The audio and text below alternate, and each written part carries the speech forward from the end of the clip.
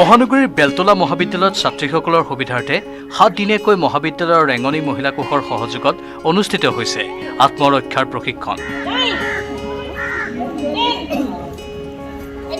টাংচুদুৰ 2 দম্পতি প্ৰশিক্ষক দেৱজিৎ গগৈ আৰু বৰ্ণালী গগৈয়ে দিছে প্ৰশিক্ষণ। মহাবিদ্যালয়খনৰ 60 গৰাকী ছাত্ৰীয়ে লৈছে প্ৰশিক্ষণ।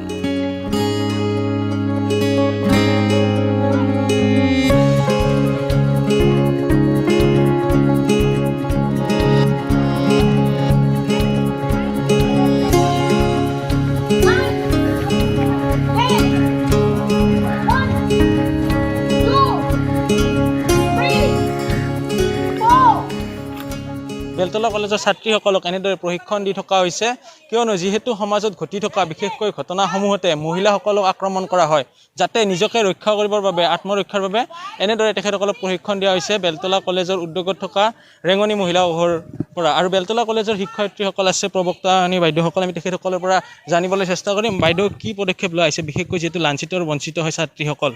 হয়, মানে আমি সকলোৱে দেখিছোঁ ঘৰুৱা হিংসা বা এনেকুৱা নাৰীজনিত অপৰাধ ক্ৰমান্বয়ে আমাৰ সমাজত খুব বেছি বৃদ্ধি হৈ গৈ আছে, আৰু সেই ক্ষেত্ৰত নাৰীসকলে নিজকেই ৰক্ষা কৰিবলৈ উপায় বিচাৰি ল'ব লাগিব। সেইবাবে আমাৰ ছাত্ৰীসকলক এক ধৰণৰ আত্মৰক্ষাৰ প্ৰশিক্ষণ কেন্দ্ৰ এটা প্ৰশিক্ষণ শিবিৰ এটা অনুষ্ঠিত কৰি 7 দিনীয়া প্ৰশিক্ষণ দিবলৈ চেষ্টা কৰা গৈছে। ইয়াতে বহুখিনি ছাত্ৰীয়ে অংশগ্ৰহণ কৰিছে। ইয়াত চেংচু ডো স্পৰ্টছ এছ'চিয়েশ্যন, যিখন স্কুল গেমছ অলিম্পিক এছ'চিয়েশ্যনৰ দ্বাৰা ৰিকগনাইজড, তেওঁলোকৰ বৰ্ণালী গগৈ আৰু দেৱজিৎ গগৈ তেওঁলোকৰ প্ৰশিক্ষক। তেওঁলোক আহি আমাৰ ছাত্ৰীসকলক 7 দিনীয়াকৈ প্ৰশিক্ষণ দিবলৈ চেষ্টা কৰিছে।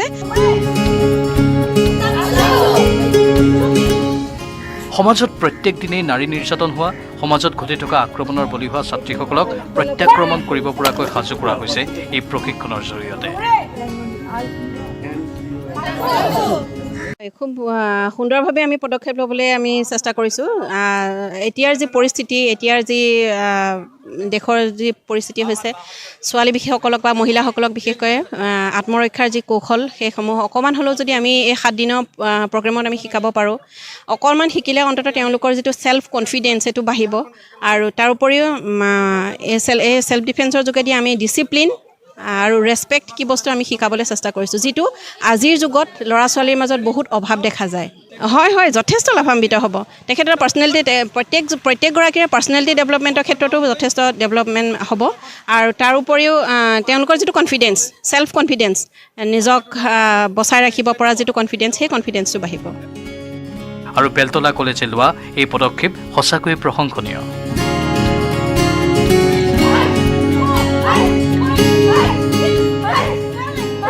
আজি বহুতে ভাল লাগিছে।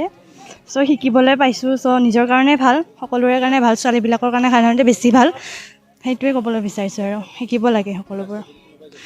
তেতিয়াহ'লে আপুনি নিজেতো নিজৰ ছেফটি হ'ব লাগিব। আপোনালোকে এইটো শিকিলে মানে নিজৰে ভাল। এইটোৱে ক'ব বিচাৰিছোঁ, ভাল লাগিছে শিকি। আমাৰ প্ৰশিক্ষণটো 12 নৱেম্বৰৰ পৰা হৈছে, আৰু আমাৰ ছাৰে এতিয়া আমাক ভালদৰে শিকাইছে, য়োগা চোগা কৰাইছে, ব্যায়াম কৰাইছে, তাৰপিছত ব্লক শিকালে, আজি ব্লক শিকাই আছে, পাঞ্চ শিকালে আৰু কিকবোৰ শিকাইছে ছাৰে। 2 দিন মানে শিকিছোঁ, যিখিনি শিকিছোঁ ভালে শিকিছোঁ, ভাল লাগিছে। এইবোৰ শিকিলে মানে আমাৰ ছোৱালীৰ কাৰণে ভাল, ছেফটিৰ কাৰণে ভাল। যিহেতু ছেল্ফ ডিফেন্স আমাক কলেজৰ পৰা আনিছে, ছাৰহঁতে আমাক শিকাবৰ কাৰণে আনিছে, আমাৰ নিজৰ কাৰণে ভাল, ছেল্ফ ডিফেন্সৰ কাৰণে আমাক সুবিধা হ'ব, যিকোনো সেই ক্ষেত্ৰত সুবিধা হ'ব, আমাৰ সুৰক্ষাৰ কাৰণে এইবোৰ শিকাইছে ন। তো ছাৰ ভাল লাগিছে, এইবোৰ আহিছে আমাৰ কলেজত, আমি শিকিব পাৰিছোঁ, ৱৰ্কশ্বপ এটা কৰিছে।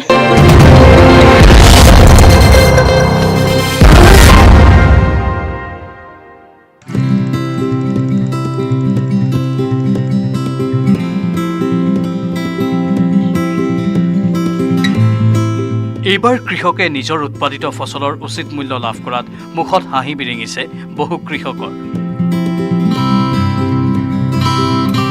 শাক পাচলিৰ খেতি কৰি ফচলৰ উচিত মূল্য লাভ কৰাত লাভান্বিত হৈছে কৃষকসকল। কিয়নো বজাৰত এতিয়াও শাক পাচলিৰ মূল্য আকাশলংঘী। গ্ৰাহক ৰাইজে বৰ্ধিত হাৰত ক্ৰয় কৰিবলগীয়া হৈছে শাক পাচলি। ফলত কৃষকে খেতিৰ পৰাই পাইকাৰী দৰত উচিত মূল্যত বিক্ৰী কৰিছে উৎপাদিত ফচল। এতিয়া বন্ধাকবি খেতি কৰিছোঁ আৰু ফুলকবি, বিলাহী আৰু বিনছ আছে, পটল আছে, অলপ কিহু আছে, এইবিলাক খেতি কৰিছোঁ। কেনেকুৱা দাম পাইছে এইবাৰ? কিহুটো 45 পাইছোঁ কেজি পাইকাৰী দৰত ঘৰৰ পৰা লৈ গৈছে বেপাৰীবিলাকে। আৰু পটল? পটলটো 30 টকা 25 টকা এনেকৈ বেচিছোঁ ঘৰৰ পৰাই, বেপাৰী লৈ গৈছে পাইকাৰী দৰত। উচিত মূল্য পাইছে নে? উচিত মূল্য পাইছোঁ এইটো বছৰত, কিন্তু এইটো বছৰত আৰু দাম থাকিব কিজানি, আমি চব্জিৰ দামটো পাম। দাম এতিয়াও আছে? এতিয়াও আছে, আমি আশা কৰিছোঁ, কিন্তু এইটো বছৰত দামটো পাব লাগে। কিন্তু মানে আপোনালোকে যি কষ্ট কৰিছে কষ্টৰ উচিত মূল্য পাইছে? কষ্টৰ উচিত মূল্যটো পাইছোঁ আৰু পাম আশা কৰিছোঁ। বন্ধাকবি হৈছে নে নাই আপোনাৰ? বন্ধাকবি হোৱা নাই, আৰু 15 দিন পিছত হৈ যাব। ফুলকবি হ'ব 20 দিন পিছত, বিনছ হৈ যাব 20 দিন পিছত, বিলাহী হ'ব। কিন্তু আশা কৰিছে এবাৰ লাভ হ'ব আপোনালোকৰ? লাভ হ'ব, এইবাৰ লাভ হ'ব আমাৰ এইটো বছৰত, যিহেতু গ্ৰাহকে অধিক দামত ক্ৰয় কৰিছে। বেপাৰী ঘৰৰ পৰাই আহি লৈ যা। শোণিতপুৰৰ মিছামাৰীৰ এৰাবাৰী অঞ্চলৰ কৃষকসকলে এইবাৰ বিভিন্ন ধৰণে পাচলি খেতি কৰি ফচলৰ উচিত মূল্য লাভ কৰাত অঞ্চলটোৰ কৃষকসকলৰ মুখত হাঁহি বিৰিঙি উঠিছে। উল্লেখযোগ্য যে মিছামাৰীৰ এৰাবাৰী অঞ্চলত বিঘাই বিঘাই মাটিত শাক পাচলিৰ খেতি কৰি আহিছে কৃষকসকলে। আমি কিৰাটো পাইছোঁ 45ত, বেপাৰী নিছে। তিয়হ 45কে? আৰু কি? আৰু আপোনাৰ পটল আছে। পটল কেইটকা পাইছে? পটল 30 টকা 25 টকা 20 টকা ঘৰত লিখিছে, আমি বজাৰত নৈ বেচা নাই। ঘৰৰ পৰাই পাইকাৰী দৰত? পাইকাৰী দৰত। লাভ হৈছে আপোনালোকৰ? লাভ হৈছে আমাৰ, উচিত মূল্য পাইছোঁ আমি।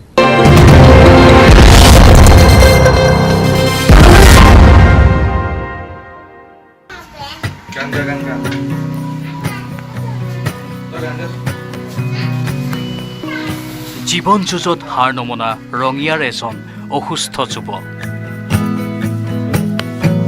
5 বছৰে বিচনাখনেই সংগী হৈ পৰাৰ পিছতো স্বাৱলম্বিতাৰ নিদৰ্শন দাঙি ধৰিছে তেওঁ। প্ৰবল ইচ্ছা শক্তিৰ অধিকাৰী এই যুৱকজন হৈছে ৰঙিয়াৰ গোসাঁই ফুলমাৰীৰ আব্দুল খালে। শৰীৰৰ নিম্নাংশ অচল হোৱাৰ পিছতো খালেকে শুই আৰু বহি বহিয়েই প্লাষ্টিকৰ ৰছী আৰু বাঁহেৰে নিৰ্মাণ কৰিছে বিভিন্ন সাজ সজ্জাৰ সামগ্ৰী। আকৰ্ষণীয় এই সামগ্ৰী বিক্ৰী কৰি কিছু উপাৰ্জন কৰিবলৈও তেওঁ সক্ষম হৈছে।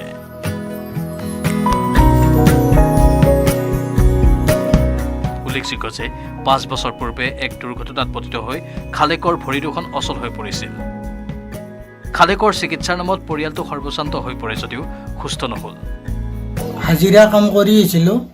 হাজিৰা কাম কৰি থকা অৱস্থাত মই গছৰ পৰাই পৰি যাওঁ।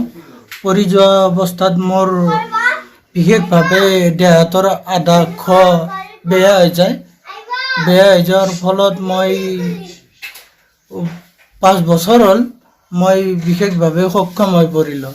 দুৰ্বল হৈ পৰিলেও তাৰমানে মই সহায়টো মোৰ কামৰ অনুগ্ৰহটো মই কমাই দিয়া নাই। বহু ট্ৰিটমেণ্ট কৰিলোঁ। ট্ৰিটমেণ্টৰ পিছতো তাৰমানে ভাল পোৱা নাই। সেয়েহে মই ৰাইজক অনুৰোধ কৰিলোঁ আৰু হেমন্ত বিশ্ব শৰ্মা ডাঙৰীয়া আপোনালোকলৈ নমস্কাৰ। মই অকণমান সহায়ৰ হাত আগবঢ়াব বুলি আপোনালোকক বিচাৰিছোঁ। বৰ্তমান ধনৰ অভাৱত পুত্ৰৰ উপযুক্ত চিকিৎসা কৰিব পৰা নাই পিতৃ মাতৃয়ে। তৎসত্বেও খালেকে হেৰুওৱা নাই মনোবল। শুই শুই হ'লেও উৎপাদনমুখী কামত ব্যস্ত হৈ আছে খালে। কিন্তু উন্নত চিকিৎসাৰ বাবে প্ৰয়োজনীয় ধন নথকাত চৰকাৰৰ লগতে সহৃদয়বান লোকৰ সহায় বিচাৰিছে পৰিয়ালটোৱে। চৰকাৰৰ ফালৰ পৰা মই কোনো আঁচনিৰ যোগ্য হ'ব পৰা নাই। এতিয়ালৈকে কোনো আঁচনি পোৱা নাই। সেয়ে মোক চৰকাৰে কিছু আঁচনিবিলাকৰ সহায় কৰে যেন, আৰু মোক এইয়া বহাৰ কাৰণে হুইল চেয়াৰৰ ব্যৱস্থা কৰি দিয়ে যেন, আৰু সমূহ ৰাইজলৈ অনুৰোধ থাকিল মোক অকণমান সহায় কৰে যেন। এইগৰাকী যুৱকক যদি কোনোৱে সহায় কৰিব বিচাৰে তেনেহ'লে পৰিয়ালটোৰ সৈতে যোগাযোগ কৰিব পাৰে, অথবা 3898 2010086210 ইউনিয়ন বেংকৰ ৰঙিয়া শাখাৰ এই একাউণ্টতো বৰঙণি আগবঢ়াব পাৰে। মই ব্যৱহাৰ কৰোঁ আটাইতকৈ সবল আৰু সতেজ cement Surya cement. Surya cement অটুট ঘৰ অটুট অসম।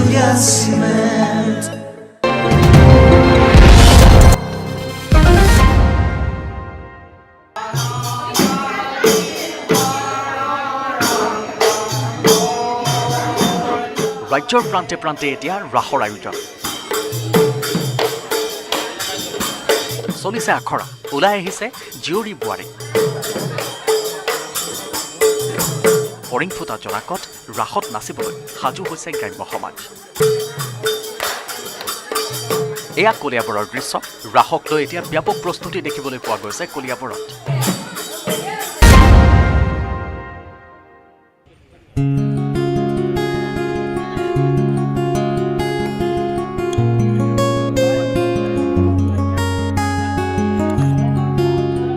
চাহ জনজাতি কল্যাণ বিভাগ আৰু কলিয়াবৰ মহকুমা কল্যাণ বিভাগ কাৰ্যালয়ৰ সৌজন্যত চাহ বাগিচাৰ চকীদাৰসকললৈ চাইকেল বিতৰণ কৰা হ'ল কলিয়াবৰত। স্বাস্থ্যমন্ত্ৰী কেশৱ মহন্তৰ উপস্থিতিত চাহ বাগিচাৰ 101জন চকীদাৰলৈ বিতৰণ কৰা হয় চাইকেল। কলিয়াবৰ মহকুমাৰ অন্তৰ্গত চাহ বাগিচাসমূহৰ লাইন চকীদাৰসকলৰ মাজত চাইকেল বিতৰণ কৰে কলিয়াবৰ বিধানসভা সমষ্টিৰ বিধায়ক তথা মন্ত্ৰী কেশৱ মহন্তই। যিসকল লাইন চকীদাৰ প্ৰত্যেকজন লাইন চকীদাৰলৈ এখনকৈ চাইকেল বিতৰণ কৰা হৈছে। ইয়াৰ উপৰিও অনেক সা সামগ্ৰী আমাৰ ইয়াত আছে। সেই সামগ্ৰীসমূহো লাহে লাহে আমি বিতৰণ কৰি আছোঁ বাগিচাৰ মাজত যিসকল হিতাধিকাৰী তেওঁলোকলৈ। চাইকেল বিতৰণী অনুষ্ঠানতেই চাহ বাগিচাৰ প্ৰাথমিক বিদ্যালয়ৰ ছাত্ৰ ছাত্ৰীসকললৈ বিতৰণ কৰা হয় জোতা মোজা।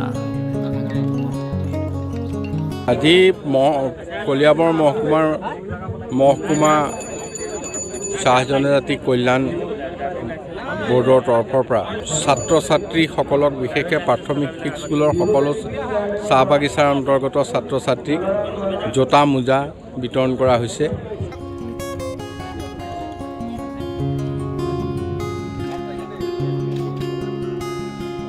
লক্ষণীয় যে চাহ বাগিচাৰ 24গৰাকী শিক্ষাৰ্থীক প্ৰতি বছৰে চিকিৎসা বিজ্ঞানৰ শিক্ষাৰ বাবে ৰাজ্য চৰকাৰে আসন সংৰক্ষিত ৰাখিব বুলি মন্তব্য প্ৰদান কৰে মন্ত্ৰী কেশৱ মহন্তই।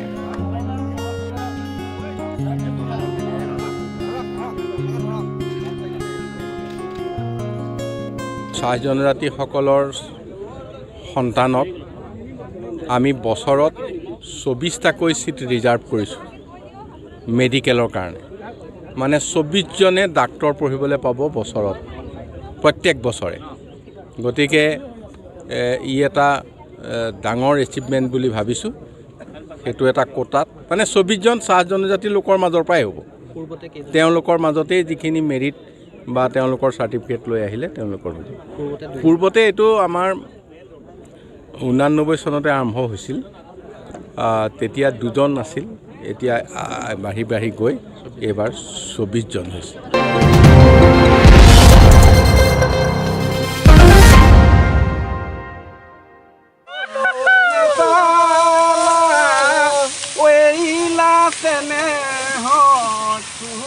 মুখত বিহুগীত, হাতত কাঁচি লৈ সোণোৱালী ধাননিত ভাৰতীয় জনতা পাৰ্টি কিষাণ মৰ্চাৰ ৰাজ্যিক সভাপতি দেৱজিৎ বৰা।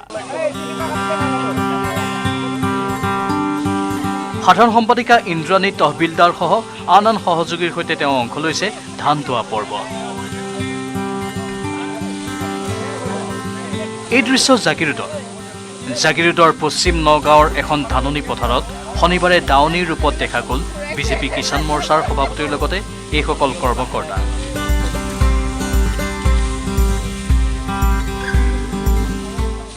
অসম হৈছে কৃষি প্ৰধান ৰাজ্য।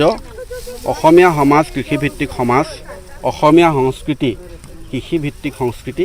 গতিকে ভাৰতীয় জনতা পাৰ্টীৰ কিষাণ মৰ্চাৰ অসম প্ৰদেশ সমিতিয়ে পশ্চিম নগাঁৱত আমি আনুষ্ঠানিকভাৱে আজি ধান দোৱা পৰ্ব কিষাণ মৰ্চাৰ তৰফৰ পৰা আমি আৰম্ভ কৰিছিলোঁ। জিলা কিষাণ মৰ্চা, জাগিৰোড মণ্ডল ভাৰতীয় জনতা পাৰ্টীৰ সহযোগিতাত কিষাণ মৰ্চাৰ অসম প্ৰদেশ সমিতিৰ উদ্যোগত আজি কাৰ্যসূচী আমি গ্ৰহণ কৰিছিলোঁ। এই কাৰ্যসূচীত ধান দোৱা পৰ্ব আমি এইভাৱে আৰম্ভ কৰিছিলোঁ যে অসমীয়া সমাজত কৃষিক বাদ দি পেলাই আমি একো কথা চিন্তা কৰিব নোৱাৰোঁ। গতিকে অসমৰ যদি উন্নতি আমাৰ হ'ব লগা হয়, অসমৰ যদি আমি উন্নতি বিচাৰোঁ, তেনেহ'লে আমি কৃষিখণ্ডৰ আমি উন্নয়ন কৰিব লাগিব, কাৰণ অসমৰ অৰ্থনীতিটো কৃষিভিত্তিক অৰ্থনীতি। কৃষকৰ সপোন বাস্তৱায়িত হোৱাৰ সময় এয়া, কিয়নো মূৰৰ ঘাম মাটিত পেলাই অশেষ কষ্টৰে কৰা ধাননিডৰা এতিয়া সোণোৱালী হৈ পৰিছে। সেই পথাৰৰ সোণগুটি ভঁৰালত চপোৱাৰ আনন্দ লৈছে প্ৰতিজন কৃষকে।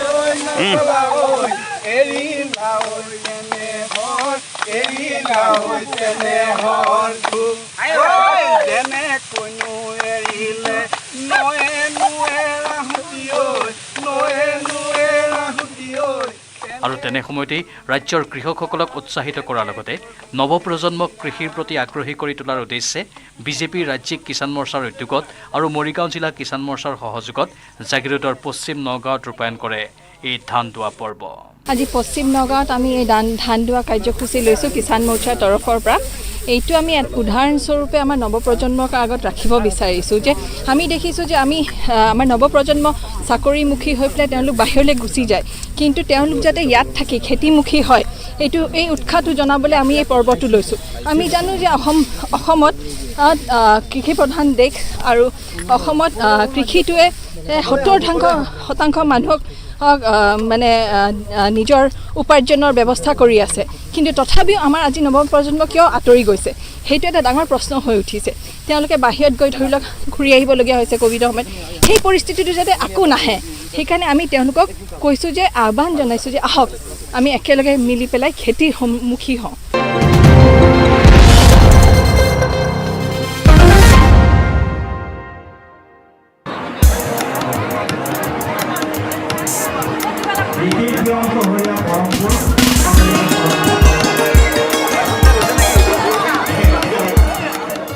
মঙলদৈ গাখীৰ খোৱাপাৰা জালুকবাৰী সাৰ্বজনীন মোৱামৰীয়া হৰি মন্দিৰ। বিগত 81 বছৰ ধৰি কাতি মাহত আয়োজন কৰা হয় বাৰ্ষিক গোন্ধ চৌপৰী সভা। দুদিনীয়াকৈ অনুষ্ঠিত হোৱা এই সভা অসমৰ লগতে কেইবাখনো ৰাজ্যৰ ভক্ত এই বিশেষ দুদিনত পূজা দিবলৈ ভিৰ কৰে। ভক্তৰ আগমনে উদুলি মুদুলি কৰি তোলে মোৱামৰীয়া মন্দিৰ চৌহদ। ভক্তসকলে মনৰ কামনা পূৰণৰ অৰ্থে ভোটা চাকি জ্বলাই সেৱা লয় এই বিশেষ দিনটোত। প্ৰায় 4000 ভোটাৰ চাকিৰে সকলো ভক্তপ্ৰাণ ৰাইজে নিজৰ মনৰ কামনা পূৰণৰ অৰ্থে সেৱা লয়। জনবিশ্বাস অনুসৰি ভোটাৰ চাকি জ্বলালে মনৰ কামনা পূৰণ হয়। ক্ৰমাৎ ভক্তৰ ভিৰ বাঢ়িবলৈ ধৰিছে এই গোন্ধ চাপৰি সবাহত। এই মন্দিৰটো 1941 চনতে স্থাপিত হৈছিল আৰু এই মন্দিৰটোৰ বিশেষত্ব হ'ল আমাৰ মঙলদৈৰ ওচৰৰ মোৱামৰী চাপৰিৰ পৰা ইয়াতে স্থিতাপি লোৱাৰ কাৰণে মোৱামৰীয়া মন্দিৰ নাম হ'ল। আৰু এই মন্দিৰত আমাৰ প্ৰতি বছৰে কাতি মাহত যিকোনো তাৰিখত এইখন সভা গুঞ্চপৰি সভাখন অনুষ্ঠিত হয়। প্ৰায় 20 বছৰ ভক্তৰ সমাগম হোৱা মোৱামৰীয়া মন্দিৰত ভক্তপ্ৰাণ ৰাইজে বিগত 81 বছৰ ধৰি জনবিশ্বাস অনুসৰি 3 অশৰীৰী আত্মাক পূজা দিবলৈ ভিৰ কৰে। জনপ্ৰবাদ অনুসৰি এই জালুকবাৰী মোৱামৰীয়াত 3 অশৰীৰী আত্মাই বিভিন্ন সময়ত অশান্তিৰ সৃষ্টি কৰি আহিছিল। গাঁওবাসীয়ে এই অশান্তি সহ্য কৰিব নোৱাৰি গাঁও ত্যাগ কৰি যোৱাৰ সিদ্ধান্তও গ্ৰহণ কৰিছিল। আৰু সেই সময়তে গাঁওবাসীয়ে সিদ্ধান্ত গ্ৰহণ কৰিলে এটি হৰি মন্দিৰ নিৰ্মাণ কৰাৰ। অশৰীৰী আত্মাৰ শান্তিৰ কামনাৰ্থে এই হৰি মন্দিৰটি নিৰ্মাণ কৰা হয়। সেই সময়ৰ পৰাই 3 অশৰীৰী আত্মাক সন্তুষ্ট কৰিবলৈ জনবিশ্বাস অনুসৰি প্ৰতি কাতি মাহৰ গোন্ধ চৌপাৰী সভা অনুষ্ঠিত কৰি আহিছে গাঁওবাসীয়ে। গুঞ্চাপৰি সভা যিটো মোৱামৰীয়া হৰি মন্দিৰৰ প্ৰতি বছৰে ইয়াতে অনুষ্ঠিত হয়। ইয়াতে আমি প্ৰতি বছৰে আহোঁ। আমাৰ স্থায়ী ভোটাৰ আছে, আমি স্থায়ী ভোটাৰ আমি জ্বলাবলৈ আহোঁ। আৰু অকল আমাৰ এই মঙলদৈ আশে পাশে নহয়, সমগ্ৰ দৰং জিলাৰ মানে যিসকল ভক্তপ্ৰাণ ৰাইজ আছে সকলো ৰাইজ ইয়াতে উপস্থিত হয় আৰু উপস্থিত হৈ তেওঁলোকে নিজৰ মনোকামনা পূৰ্ণৰ বিচাৰি পেলাই এই মন্দিৰত তেওঁলোকে আহে। আজি বহুত বছৰ হৈছে, প্ৰায় 15 বছৰমান হৈছে মোৰ ইয়ালৈ অহাৰ কাৰণে। আৰু যিটো ভাৱত আহোঁ তাৰমানে মোৰ মনোকামনা পূৰ্ণ হোৱা বুলি মই এটা বিশ্বাসত লৈছোঁ আৰু প্ৰতি বছৰ যেনেকৈ কষ্ট কৰি হ'লেও আমি আহোঁ কিন্তু যোৱা বছৰ ক'ভিড-19ৰ বাবে এটা অনুষ্ঠিত হোৱা নাছিল তাৰ বাহিৰে আমি যিকেই বছৰ হৈছে আমি প্ৰত্যেক বছৰ ইয়ালৈ আহি আছোঁ আৰু আশা কৰিছোঁ ভৱিষ্যতে আৰু উন্নত হ'ব আৰু বহুত ইয়াতে শৃংখলাবদ্ধভাৱে এটা কাম মানে ভক্তপ্ৰাণ ৰাইজসকলে ইয়াতে আহে আৰু ইয়াৰে যিখন কমিটি আছে কমিটিখনেও অত্যন্ত